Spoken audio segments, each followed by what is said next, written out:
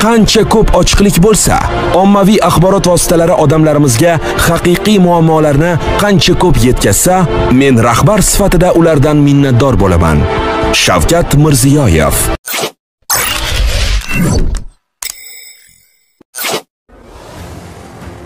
Farg'ona shahrida huquq-tartibotni ta'minlash maqsadida shahar ichki ishlar boshqarmasi tezkor xodimlari tomonidan o'tkazilgan tadbirlar davomida noqonuniy valyuta ayirboshlash bilan bog'liq 4 ta holat fosh etildi. Tezkor tadbir davomida qonunga xilof ravishda valyuta oldi-sotisi bilan shug'ullangan shaxslar ashyoviy dalillar bilan qo'lga olindi.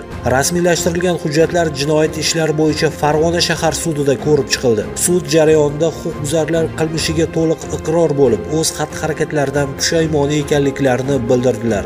Sud qaroriga ko'ra, O'zbekiston Respublikasi Ma'muriy javobgarlik to'g'risidagi kodeksning 170-moddasi asosida huquqbuzarlarga 3 sutkadan 5 sutkagacha ma'muriy qamoq jazolari tayinlandi. Unutmang, noqonuniy valyuta ayirboshlash holatlari fuqarolarning moddiy manfaatlariga putur yetkazish bilan birga mamlakat iqtisodiy xavfsizligiga ham tahdid soladi. Shu bois bu kabi holatlarni oldini olish maqsadida tezkor tadbirlar davom etadi. Hurmatli fuqarolar, valyuta ayirboshlash ishlarini faqat bank orqali amalga oshiring. Ogoh bo'ling.